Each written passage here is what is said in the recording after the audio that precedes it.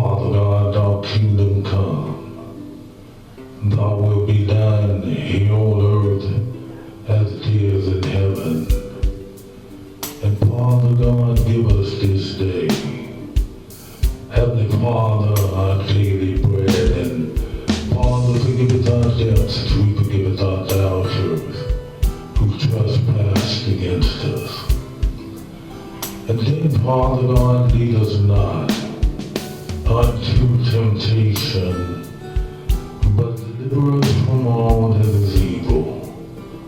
For Father, thou is the power, the kingdom, and the glory. Oh, Heavenly Father, we have assembled ourselves here today.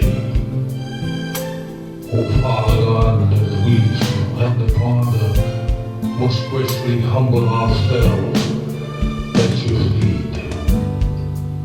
Oh, Father God, we know that you stand before us, Father.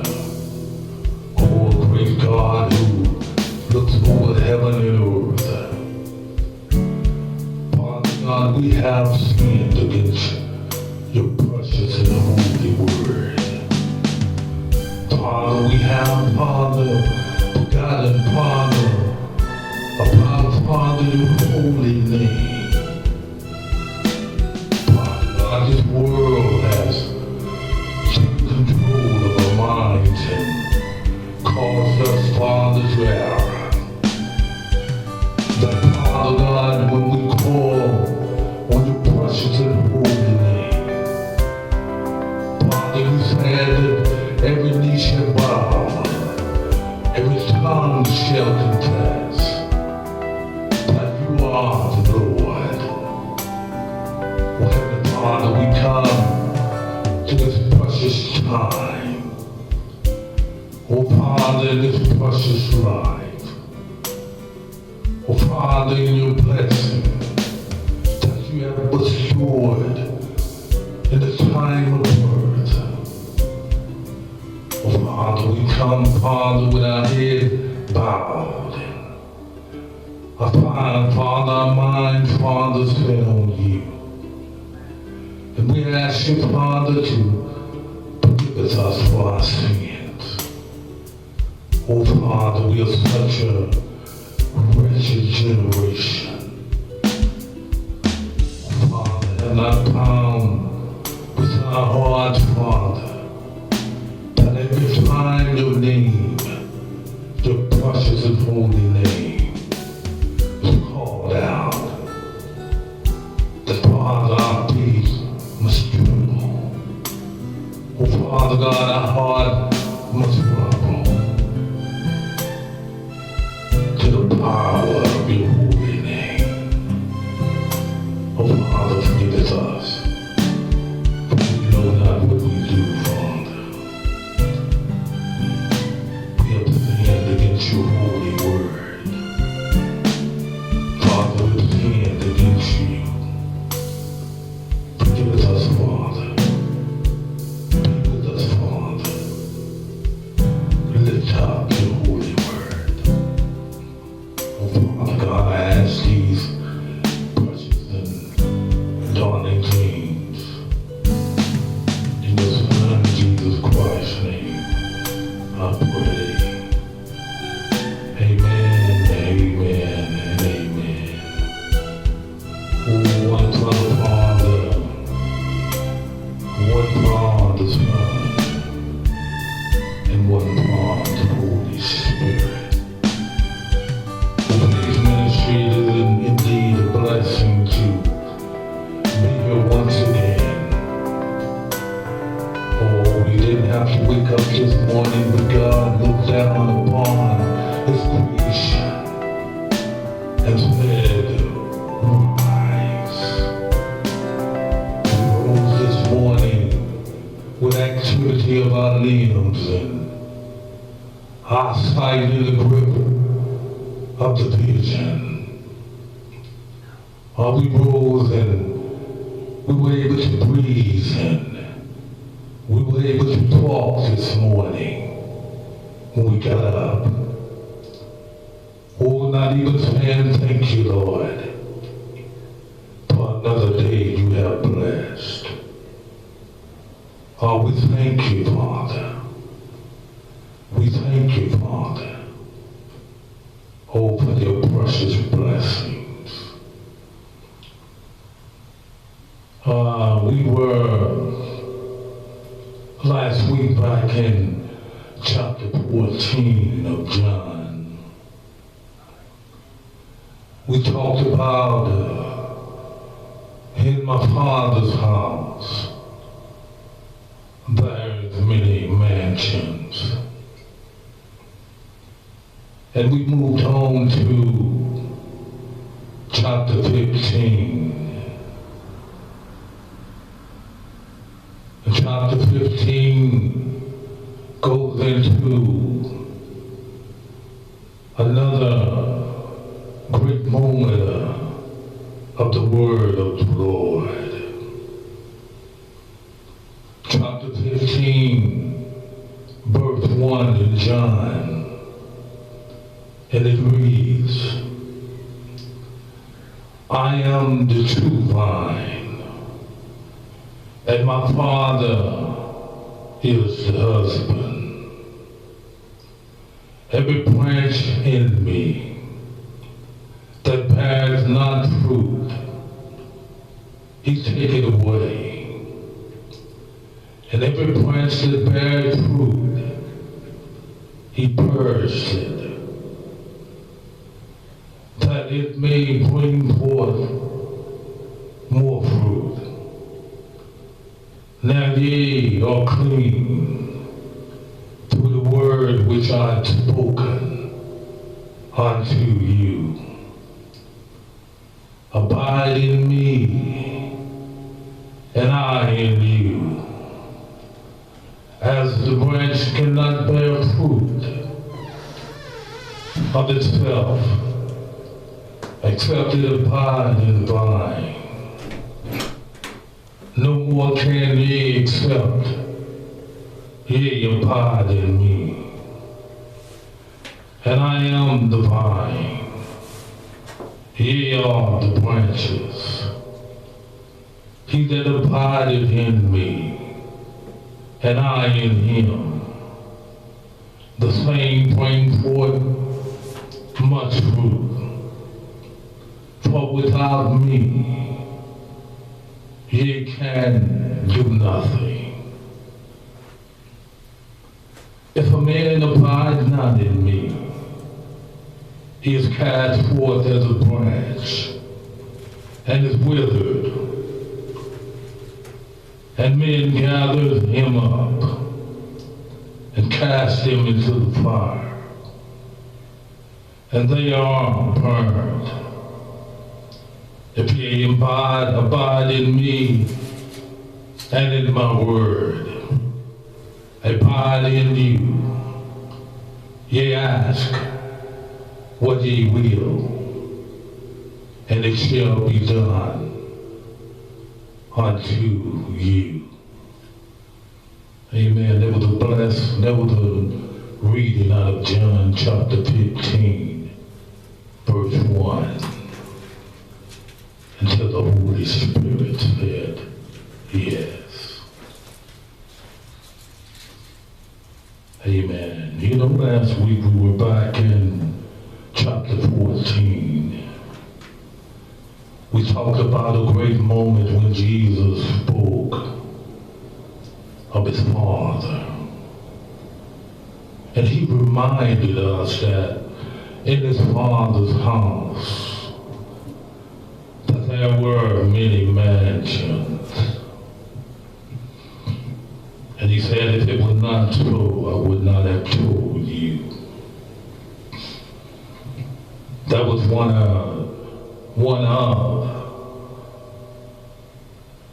the most powerful statements that was made to mankind.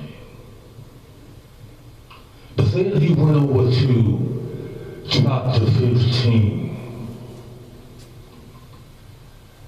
and he spoke of the vine, how how his father was the husband. He talked about the vine that grows upon a tree. Some of us would probably imagine that that vine is maybe a tree with a branch. But when he spoke of a vine, it took my mind back to a vine as we used to play in the woods by our house, and we would see the grapevines.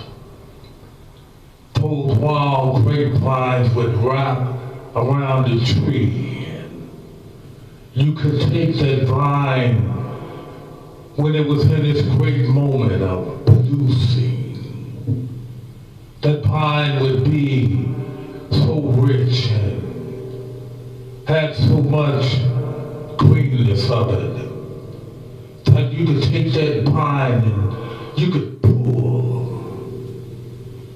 and you couldn't break that vine because that vine was so strong.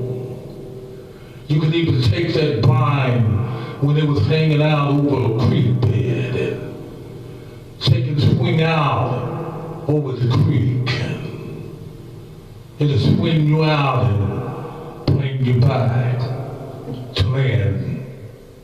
Or either you could drop down, but it was to your own accord if you wanted to let go of the vine and fall.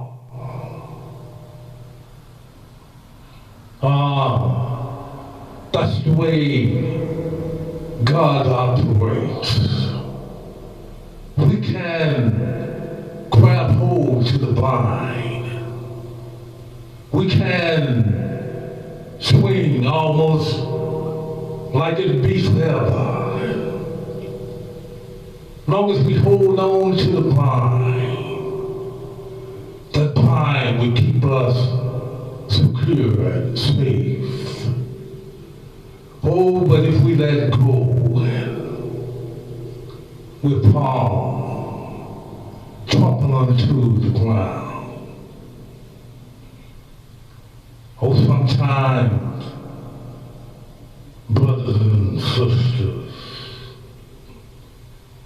God gives us the opportunity to grip hold to His Word. And by gripping hold, we can take a better grip on life. Oh, sometimes the Word is not much to some folk. Oh, but it's not much at all. You don't even have to take a word to not be much for other folk. But if it means anything, it can enrich your soul.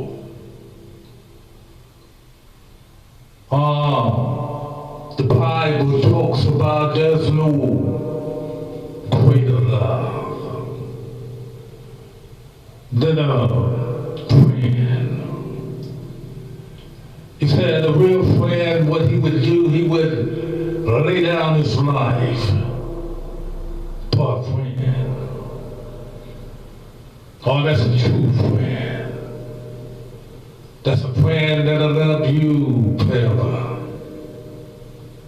If he'll take up and lay down his life with you, not ask any questions, I ask why.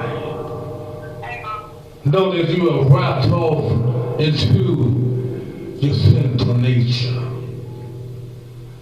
But even though you are wrapped into your sinful nature, that He still lay down His life. Know that you ain't right. Oh, that's a real friend. A friend that will love you forever. Into a eternity. Oh, we say we have friends. But when it comes down to it, when that friend go through the thick and the thin, the bad and the worse, or when your name has been scandalized across half of the world, or even in your neighborhood, or it can be so much swiftly in your bloodline, amongst your friends, or with that friend still stick with you. Even though the good things, the bad things that have been said about you, has pricked you to the bottom of your heart, from your head down to your feet.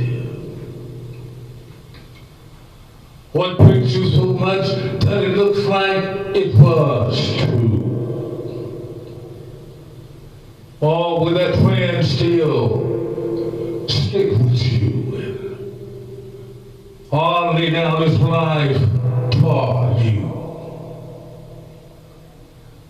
That's what we talk about when we talk about a friend that will lay down his life for you.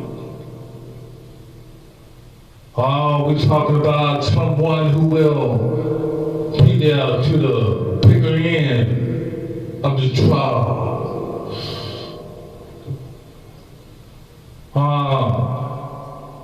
All my brothers and sisters, that's a true friend.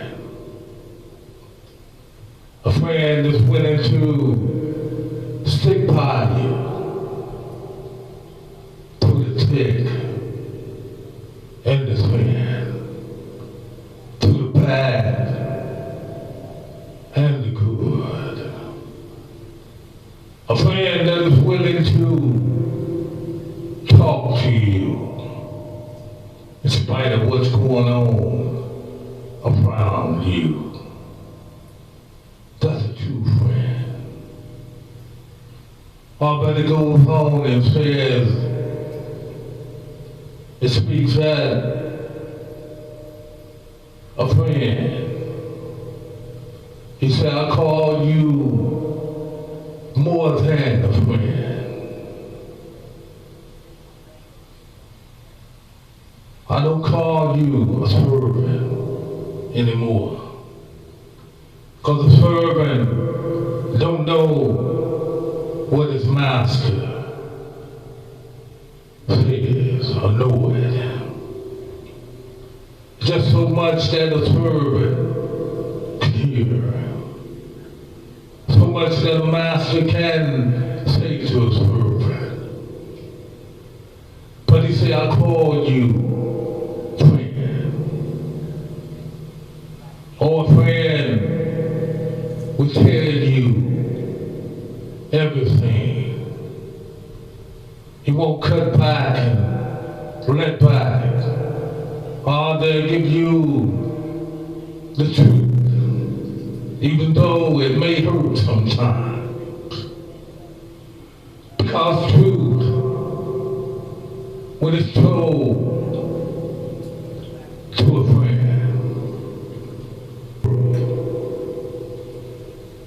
sometimes the truth hurts. Sometimes we don't want to hear the truth, especially when we're covering up a lie. When we have done something that's not corresponding to the will of God. Or if we told the truth about it. Someone spoke the truth to us. And we know that we're not doing right. And it hurts to the bottom of the core. But sooner or later, the truth It heals our wounds. It heals up the broken heart that would have been spread out by an unworthy gesture.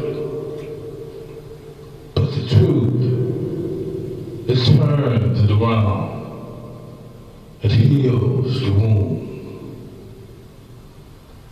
And he goes on and said, "Ye were not chosen. You didn't choose me. I've chosen you. You didn't choose me, because if you choose me, then how can I accept your choices? But I chose you, because I am the vine and you are the branches. But I've chosen you,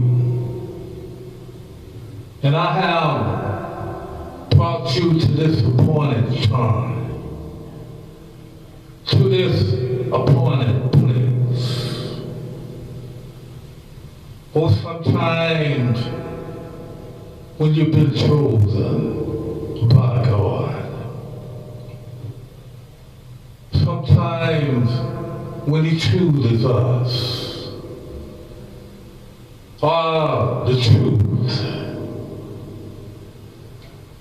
the truth that He's spoken into our life. Sometimes it hurts. Sometimes we can't accept it. But it is the truth. And the truth shall set you free. When you do God's commandments. And that's what His Son, Jesus, done. He said, if you do His commandments, all you have to do is ask, and it shall be given. All God's commandments is not wrapped up into confusion. All God's commandments is not wrapped up into a lie. God's commandment is not wrapped up into disappointments. But God's commandments is wrapped up in faith. If we can believe that God is who He says He is, if we can believe that God done what He has done, and that is sending His Son Jesus down to this earth to take on a fleshly image wrapped in sin. Or we can believe that He sent His only begotten Son down here to die for us sinful nature humans, that we can be called a friend. And Jesus said, I want you to hear this. He said in 16, ye have not chosen me, but I have chosen you, and I have ordained you ye should go forth and should go and bring forth fruit, and that your fruit should remain. And whatsoever ye ask of the Father in my name, he may give it to you. He said, but this thing I command you, that ye love one another. Because he said in chapter 19, in chapter 18, if the world hate you, ye know that it hates me before it hated you. If ye were of the world, the world would have loved his own. But because you are not of the world, but I've chosen you. You are. I've chosen you out of the world. Therefore the world, it hates you. Remember the word that I said unto you. The servant is not greater than his Lord. If they have prosecuted me, they will also prosecute you. If they have kept my saying, they will keep yours also. But all these things will they do unto you for my name's sake, because they know not him that sent me. Or if you are going through some difficult times, or if it looks like it seems though the doors are shutting in your face, that everywhere you turn, that the world is doing you no good.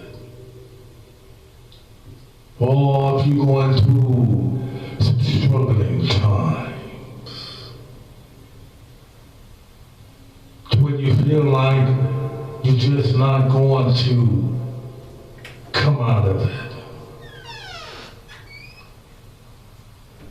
Or if the world looks like it's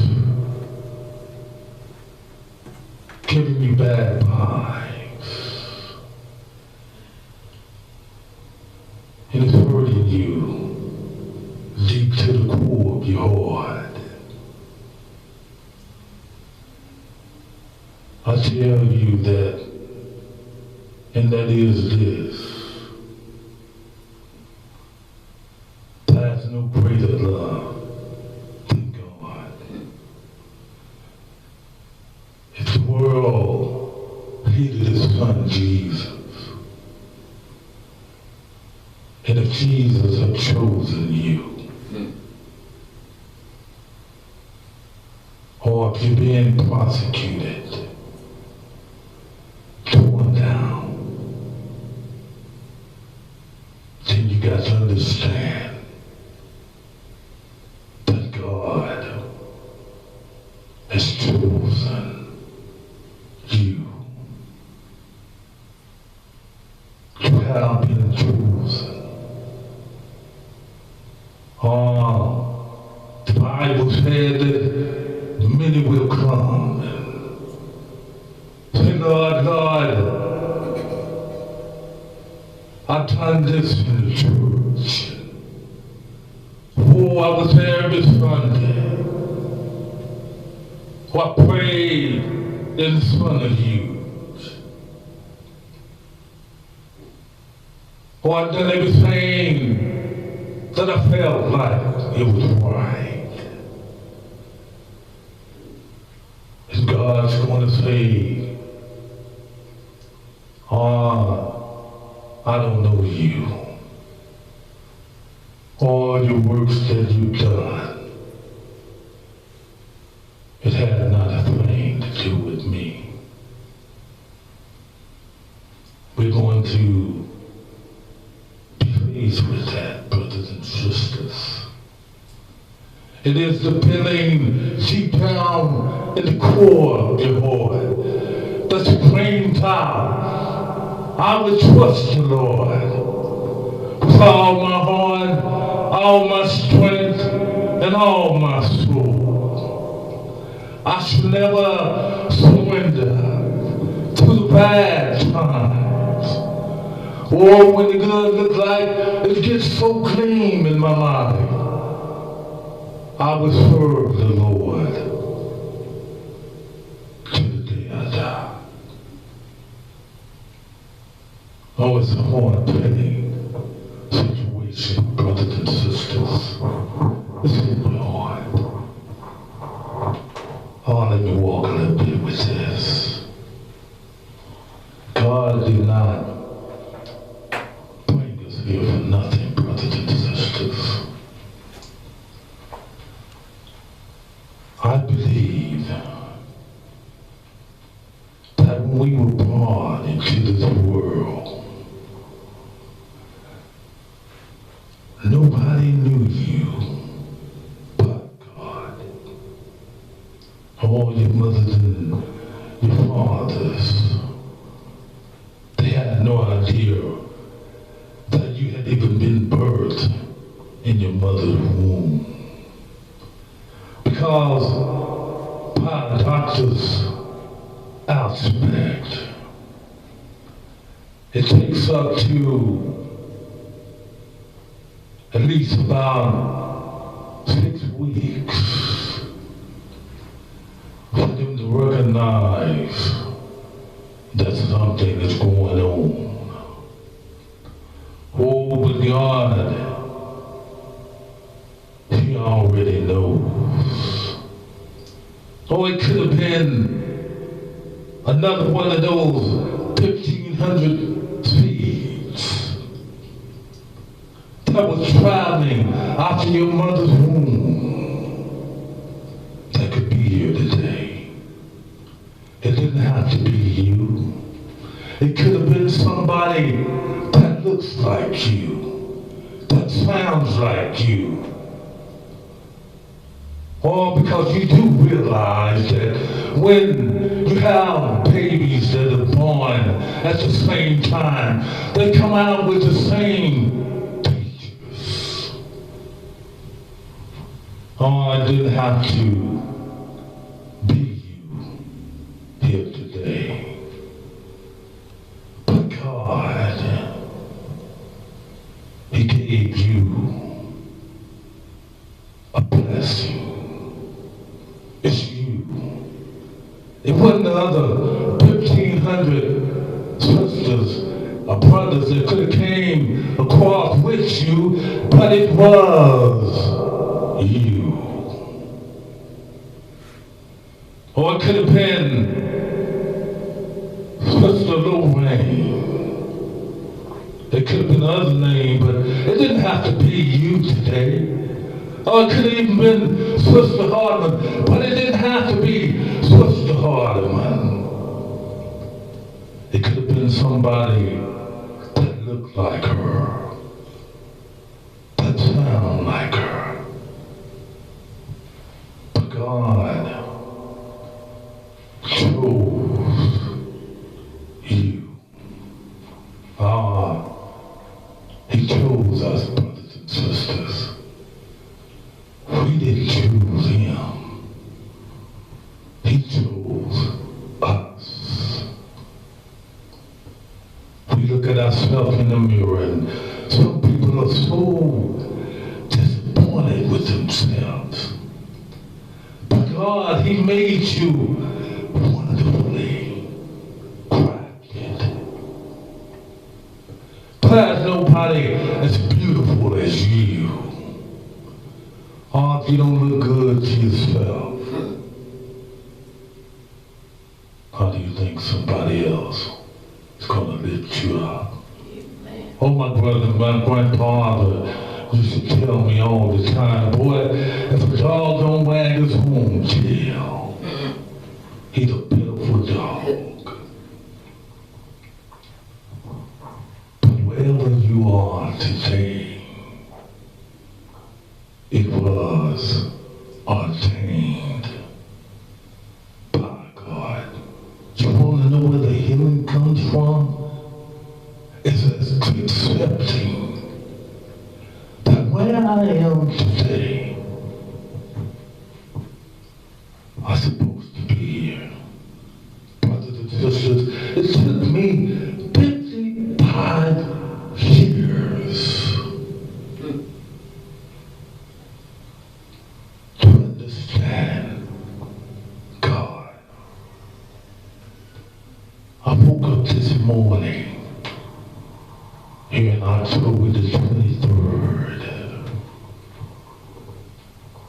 I got up this morning and I was laying there in the bed. And I was thinking to myself, oh God, I am 55 years old. And I thought I had it all together.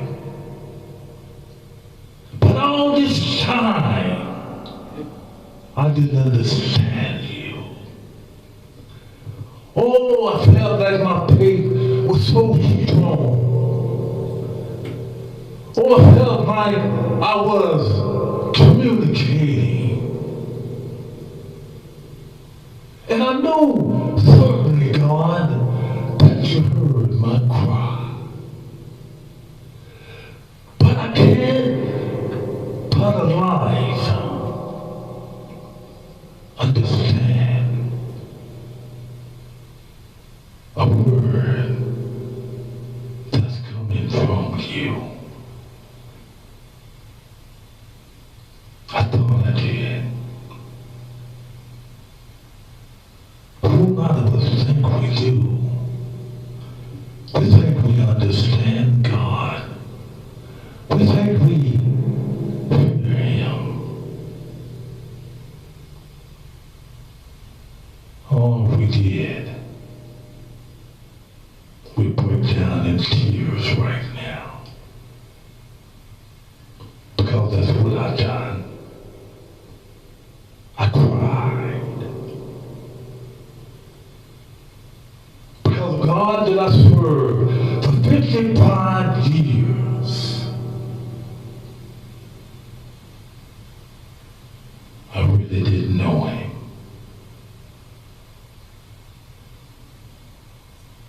But I know Him today. If I had a silver spoon in my mouth all my life and never had to suffer anything, never had to learn behind my mistakes, never had to hurt. But I thought I knew God. I thought He was blessing me. But it's through the pain, it's through the word that He speaks to the heart. All faith is the substance of things not seen.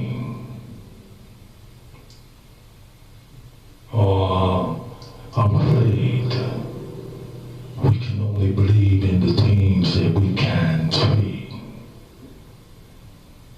And I ask you today, how's that faith if I can believe in only the thing that I can't see?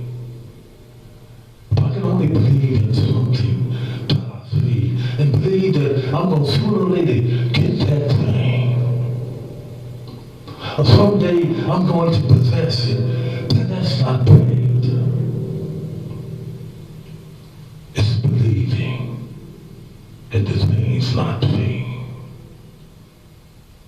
So I say to God's people, if you're hurting, if you're pain, if you're even sick right now, try your faith. Believe that God is going to heal you. And he's going to bring you out. No doubting, no non-believing, but believe that God is who he says he is. And I believe it through his word. That's how we hear God. It's through his word. Amen. Oh, we thank you, Faith Ministry, for being here once again. And we hope that you'll come back next week. Oh, the race is not made for the swift nor the strong, but it's made for the one who endures to the end. Amen. May we bow our heads in prayer. Oh, Heavenly Father, most gracious and loving and all powerful God, Father, we thank you once again for allowing us to wake up this morning. We thank you, Father, that we got up this morning and had an activity of our limbs. Oh, we had the mobility to stand upright this morning. Oh, we had the ability to see into a vision this morning. But we know for certainly, Lord, that we were blessed that we woke up to see another day that you have blessed. And we thank you, Father. In the name of your Son, Jesus Christ, we pray.